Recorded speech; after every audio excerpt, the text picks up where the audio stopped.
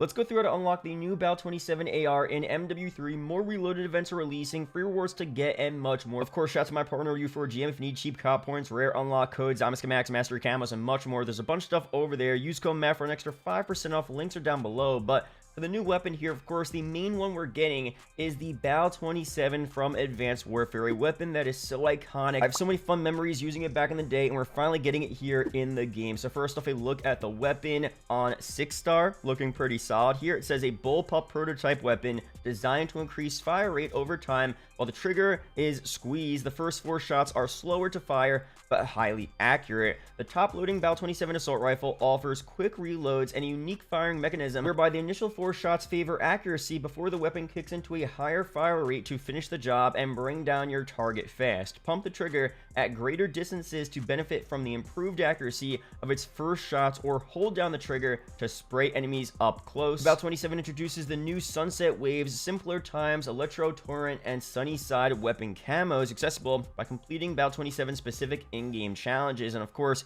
how to unlock the BAL-27 base weapon in MW3 and Warzone via a new sector in the Season 3 Battle Pass. So of course, if you guys don't know, every reloaded update we get a new classified sector unlock here. If you go to the Battle Pass, you'll see it right there. And once the reloaded update goes live, you'll be able to access this classified sector if you have a sector unlocked around the classified sector. So you need to progress a little bit through the Battle Pass, but not much at all. And what will happen here is there'll be a bunch of challenges to progress through to unlock that final BAL-27 weapon reward. You can unlock these challenges for free, of course. You don't need to buy the Battle Pass to get the BAL-27, which is pretty cool. But of course, that's pretty much it. Complete a couple easy challenges and you'll be able to unlock the BAL-27. Now, we're getting the base BAL-27 weapon, which is cool, but, you know, the BAL-27 was known for a couple different really cool variants back from Advanced Warfare, the top one being the BAL-Obsidian Steed, which was a weapon you could only get from supply drops, but once you got it, it was so cool. A pretty sick camo and color scheme.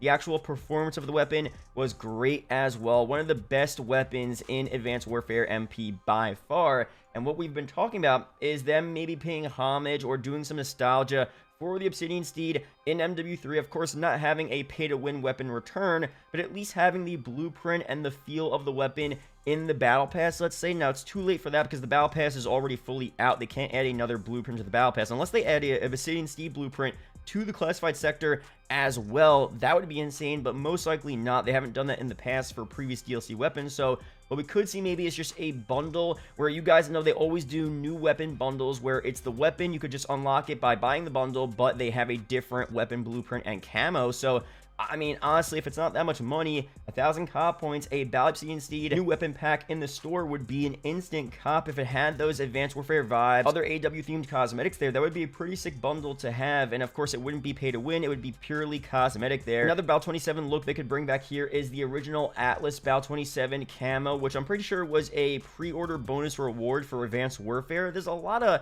the BAL-27 Inferno as well. A lot of cool variants of this weapon back in the day that they could bring back here again in bundles, or maybe for an upcoming Season 3 Reloaded event. One of the mastery rewards is a camo or just a new BAL-27 weapon blueprint that has an old AW theme there. So the Atlas stuff I think would be so cool. Bringing back more Atlas vibes from that game would be fire. It's Sledgehammer's game. I wish they did more to bring back AW vibes. They're not really doing it that much. At least they're bringing back the BAL and the Moors and stuff like that, but I feel like they could be doing so much more to bring back some Advanced Warfare vibes, not just the weapons, but the maps as well. I would love to see Solar remade, Recovery remade as well. That would be so sick to see. So maybe later on in this game's life cycle, but for now, at least giving us the BAL, but also the previous BAL variants would be pretty cool. So let me know down below if you would want to see that in the game. But for other aftermarket parts here, we are getting a bunch for Season 3 Reloaded. The first one here is the Jack Patriot aftermarket part for the M16 assault rifle. Converts the M16 into a fully automatic rifle with a heavy ported barrel built to provide superior recoil control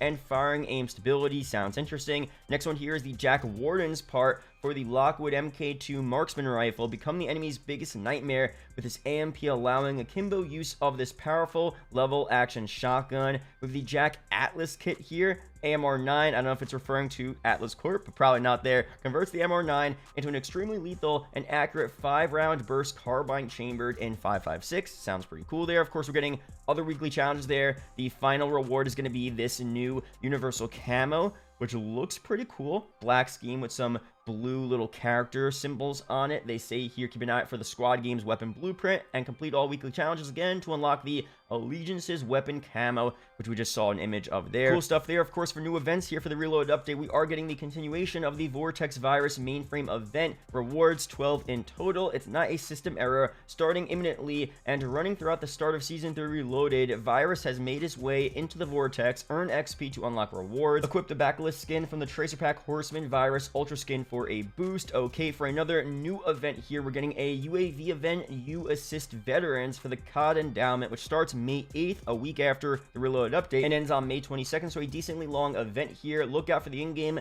You Assist Veterans Challenge arriving during the mid-season. The event kicks off on May 8th and lasts through May 22nd in support of the Call of Duty Endowment's Military Appreciation Month celebration. Stay tuned for more details on the in-game event and additional Military Appreciation Month announcements from Code to come on May 6th here. So if it's anything like the previous COD Endowment event, it's actually the first event we saw in MW3. It should just be a normal, XP progression event where you play through the game. You get a bunch of different COD Endowment themed cosmetics, stickers, charms, etc., and a final weapon blueprint and or a universal camo. So not a major event, but it's for a good cause, so we'll be covering more info on that as it gets officially revealed very soon. But for other events here, that's all they officially talk about in the blog post, which is a bit interesting because for last season, they gave us a whole outline and overview of all of the upcoming events we're getting for Season 2 and the beginning of Season 3. And here they're kind of just stopping at the UAV one, which either means that they don't want to reveal the events for whatever reason, they want to make it a surprise instead. I'm not so sure, but it could be potentially for the Black Ops Gulf War reveal, which has been teased to be around the end of May, beginning of June.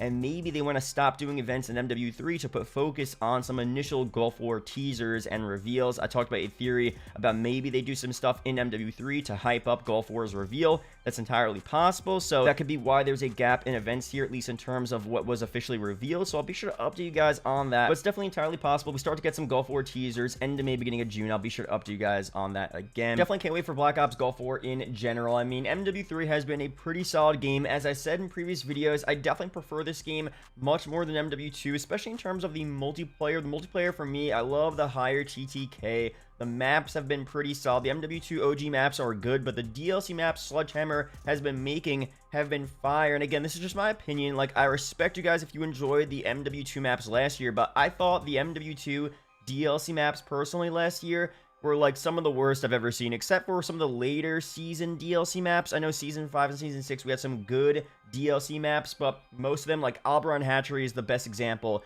That map is just so bad. The color scheme, the atmosphere, the layout, I just didn't like any part of it, man. So I hate those style of maps, honestly, in any Call of Duty. And obviously, you want a good variety of maps, but what Sledgehammer has been doing, I feel like has been almost perfect here. So, it's been good, but we're ready for Treyarch. I'm ready for Treyarch. Going back to, not just a Black Ops Cold War style game, but just a normal Treyarch style Call of Duty. They bring back some old BO4. Can't really do BO3 vibes because there's no jetpacks, but a mixture of Cold War and BO4 could be a pretty solid game here in terms of multiplayer. Of course, for zombies, going back to, it's going to be a Cold War style of zombies here, maybe with some new additions as well. And again, MW3 zombies has been pretty good, but it's not a standard, normal, fully supported Treyarch zombies mode that we, are used to seeing for most Call of Duty games. And even Black Ops Cold War, solid zombies mode, but that was a game that wasn't even supposed to be Treyarch's. It wasn't even fully supported. It was during the pandemic. So the last time we had a full, actual zombies mode was Black Ops 4. Black Ops 4 had a lot of different issues and not that popular. So, I mean, it's been a while since we really had a fully supported, no issues whatsoever, Treyarch zombies mode, probably dating back to Black Ops 3. You know what I mean? So we could be in for a pretty good year. Obviously, we want to keep our expectations not too high, but I'm pretty excited, man. So let me know down below your opinions on the, Black Ops Gulf War reveal. Other info on that. We'll still be covering MW3, of course, but just, pretty excited for that. That's it here for this video, though. Subscribe for more COD update videos like this. Shout out to YouTube channel members as always, and I'll see you guys in the next video or live stream. Peace out, guys.